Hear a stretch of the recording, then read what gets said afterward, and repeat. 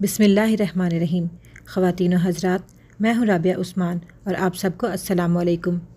اس زمین پر بسنے والا شاید ہی کوئی مسلمان ایسا ہو جو حجر اسود کی قدر و قیمت اور فضیلت سے واقف نہ ہو، اور ہر صاحب ایمان کے دل میں آرزو ہوتی ہے کہ زندگی میں کم از کم ایک بار وہ حجر اسود کا بوسہ لے۔ حجر اسود کیا ہے؟ حجر اسود کے اوصاف اور فضائل کیا ہیں؟ لوگ حجر اسود کو کیوں بوسہ دیتے ہیں اور تاریخ میں حجر اسود کے ساتھ کیا حادثات پیش آئے؟ حجر اسود سے منسوب ایمان افروز واقعات کا تذکرہ کرنے سے پہلے اگر آپ میرے چینل پر نئے آئے ہیں تو برائے مہربانی میرا چینل سبسکرائب کریں، اور اگر آپ کو میری ویڈیو پسند آئے تو لائک کر حوصلہ افزائی کریں۔ حجر اسود عربی زبان کے دو الفاظ کا مجموعہ ہے۔ حجر عربی میں پتھر کو کہتے ہیں اور اسود سیاہ اور کالے رنگ کے لیے بولا جاتا ہے۔ حجر اسود وہ کالا پتھر ہے جو خانہ کعبہ کی جنوب مشرقی دیوار میں نصب ہے۔ اس وقت یہ 3 بڑے اور مختلف ٹکڑوں پر مشتمل ہے۔ یہ ٹکڑے اندازاً 2.5 فٹ قطر کے دائرے میں جڑے ہوئے ہیں۔ ان کے گرد چاندی کا گول فریم لگا ہوا ہے۔ جو مسلمان حج یا عمرہ کرنے جاتے ہیں ان پر لازم ہے کہ طواف کرتے ہوئے ہر بار حجر اسود کو بوسہ دیں۔ اگر رش زیادہ ہو تو ہاتھ کے اشارے سے بھی بوسہ دیا جا سکتا ہے۔ حضرت عبداللہ رضی اللہ تعالیٰ عنہ بیان کرتے ہیں کہ نبی کریم صلی اللہ علیہ وآلہ وسلم نے فرمایا کہ حجر اسود اور مقام ابراہیم جنت کے یاقوتوں میں سے ہیں۔ اللہ تعالیٰ نے ان کے نور اور روشنی کو ختم کر دیا ہے۔ اگر اللہ تعالیٰ ان کی روشنی کو ختم نہ کرتا تو مشرق و مغرب کا درمیانی حصہ روشن ہو جاتا۔ حجر اسود حضرت سیدنا حضرت آدم علیہ السلام اپنے ساتھ جنت سے لائے تھے اور تعمیر کعبۃ اللہ کے وقت اسے گوشہ میں نصب فرمایا تھا۔ طوفان نوح علیہ السلام میں حضرت آدم علیہ السلام کا تعمیر کردہ بیت اللہ آسمانوں پر اٹھائے جاتے وقت اس پتھر کو شکم آبی کوبیس میں امانتاً رکھ دیا گیا تھا۔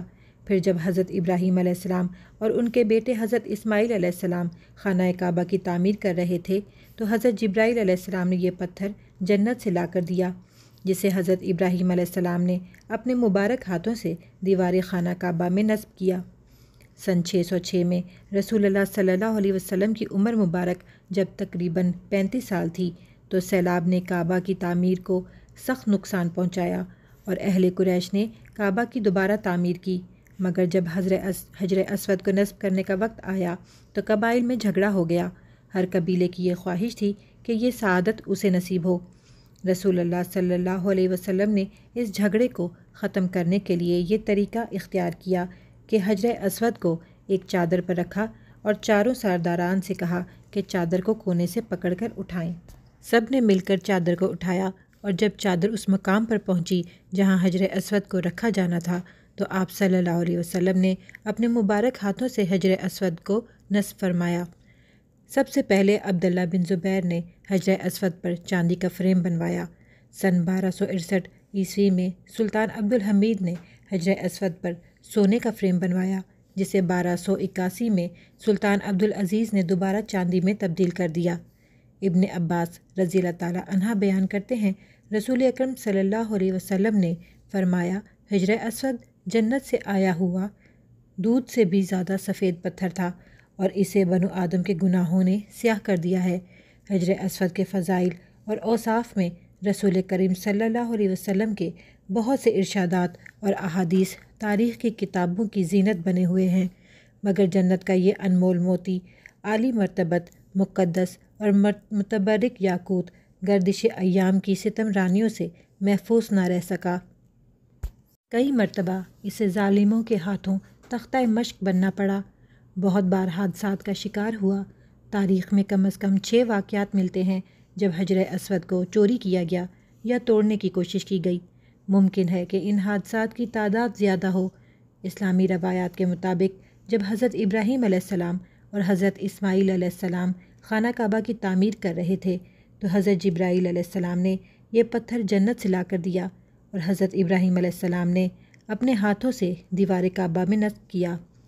7 ذی الحج سن 1317 ہجری کو بحرین کے حاکم ابو طاہر سلیمان کرامتی نے مکہ مکرمہ پہ قبضہ کر لیا۔ خوف و ہراس کا یہ عالم تھا کہ اس سال حج بیت اللہ نہ ہو سکا اور کوئی شخص عرفات نہ جا سکا۔ انا للہ و انا الیہ راجعون۔ یہ اسلام میں پہلا موقع تھا کہ حج بیت اللہ موقوف ہو گیا۔ اسی ابو طاہر کرامتی نے حجر اسود کو خانہ کعبہ سے نکالا اور اپنے ساتھ بحرین لے گیا۔ پھر بنو عباس کے مقتدر بلہ نے ابو کرامتی کے ساتھ فیصلہ کیا اور 30,000 دینار دیے، تب جا کر حجر اسود خانہ کعبہ کو واپس کیا گیا۔ یہ واپسی سن 339 ہجری کو ہوئی، گویا 22 سال تک خانہ کعبہ حجر اسود سے خالی رہا۔ جب فیصلہ ہوا کہ حجر اسود واپس کیا جائے گا تو اس سلسلے میں خلیفہ وقت نے بڑے عالم و محدث شیخ عبداللہ بن عقیم المحدث کو حجر اسود کی وصولی کے لیے ایک وفد کے ساتھ بحرین بھیجا۔ یہ واقعہ علامہ سیوطی کی روایت سے اس طرح نقل کیا گیا ہے کہ جب شیخ عبداللہ بحرین پہنچ گئے تو وہاں کے حاکم نے ایک تقریب کا اہتمام کیا جس میں حجر اسود کو ان کے حوالے کیا گیا۔ ان کے لیے ایک پتھر خوشبودار غلاف سے نکالا گیا کہ یہ حجر اسود ہے، اسے لے جائیں، مگر انہوں نے فرمایا کہ حجر اسود میں 2 نشانیاں ہیں، اگر یہ پتھر اس معیار پہ پورا اترا تو یہ حجر اسود ہوگا، ہم لے جائیں گے۔ پہلی نشانی یہ ہے کہ حجر اسود پانی میں نہیں ڈوبتا، اور دوسری یہ ہے کہ آگ سے گرم بھی نہیں ہوتا۔ جب اس پتھر کو پانی میں ڈالا گیا تو وہ ڈوب گیا، اور جب آگ میں ڈالا گیا تو سخت گرم ہو گیا۔ فرمایا کہ ہم اصلی حجر اسود کو ہی لیں گے۔ پھر جب اصلی حجر اسود کو لایا گیا تو آگ میں ڈالا گیا تو وہ ٹھنڈا نکلا، پھر پانی میں ڈالا گیا تو وہ پھول کی طرح پانی کے اوپر تیرنے لگا۔ تو محدث عبداللہ نے فرمایا کہ یہی ہمارا حجر اسود ہے، اور یہی خانہ کعبہ کی زینت ہے، اور یہی جنت والا پتھر ہے۔ اس وقت ابو طاہر کرامتی نے تعجب کیا اور کہا، یہ باتیں آپ کو کہاں سے ملی ہیں؟ تو محدث عبداللہ نے فرمایا کہ یہ بات جناب رسول اللہ صلی اللہ علیہ وسلم سے ملی ہے کہ حجر اسود پانی میں ڈوبے گا نہیں اور آگ سے گرم نہیں ہوگا۔ ابو طاہر نے کہا، یہ دین روایات سے بڑا مضبوط ہے۔ جب حجر اسود مسلمانوں کو مل گیا تو اسے ایک کمزور اونٹنی کے اوپر لادا گیا، جس نے تیز رفتاری کے ساتھ اسے خانہ کعبہ پہنچایا۔ اس اونٹنی میں زبردست قوت آ گئی، اس لیے کہ حجر اسود اپنے مرکز بیت اللہ شریف کی طرف جا رہا تھا۔ جب اسے خانہ کعبہ سے نکالا گیا تھا اور بحرین لے جا رہے تھے تو جس اونٹ پر لادا جاتا تو وہ اونٹ مر جاتا۔ بحرین پہنچنے تک 40 اونٹ مر گئے تھے۔ 22 سال کے عرصے کے بعد حجر اسود کو واپس خانہ کعبہ میں نصب کیا گیا۔ رسول اکرم صلی اللہ علیہ وسلم نے فرمایا، اس زمین میں حجر اسود اللہ تعالیٰ کا دایاں ہے، اور روز قیامت اس کی زبان ہوگی، جس نے بھی اسے حق یا باطل کے ساتھ چوما اس کی گواہی دے گا۔ یہ پانی میں ڈوبتا نہیں اور نہ ہی آگ سے گرم ہوتا ہے۔ حجر اسود خانہ کعبہ کے جنوب مشرقی کنارے میں ہے، اور یہاں سے ہی طواف کی ابتدا ہوتی ہے۔ اس کا رنگ مقام ابراہیم کی طرح سفید اور شفاف تھا، اور یہ آنسو بہانے اور دعا کے قبول ہونے کی جگہ ہے۔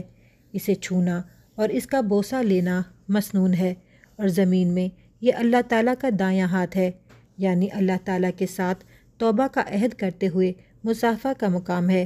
جس نے بھی اسے چھوا، یہ روز قیامت اس کی گواہی دے گا، اور جو اس کے برابر ہوتا ہے وہ رحمان کے ہاتھ سے معاہدہ کر رہا ہے۔ اسے چھونے سے گناہ معاف ہوتے ہیں۔ یہ انبیاء، صالحین، حجاج، عمرہ اور زیارت کرنے والوں کے لبوں کے ملنے کی جگہ ہے۔ بھیجا ہے جنت سے تجھ کو خدا نے، چوما ہے تجھ کو میرے مصطفیٰ نے، اے حجر اسود تیرا مقدر، اللہ اکبر، اللہ اکبر۔ اللہ تعالیٰ ہر مسلمان کو حجر اسود کی زیارت اور بوسہ لینا نصیب فرمائے، آمین ثم آمین۔ اگر آپ کو میری ویڈیو پسند آ رہی ہے تو پلیز اسے لائک اور شیئر کریں۔ اگر آپ چینل پہ پہلی بار آئے ہیں تو چینل سبسکرائب کریں، اور مجھے اپنی دعاؤں میں یاد رکھیں۔ رابعہ عثمان کو دیں اجازت، اللہ حافظ۔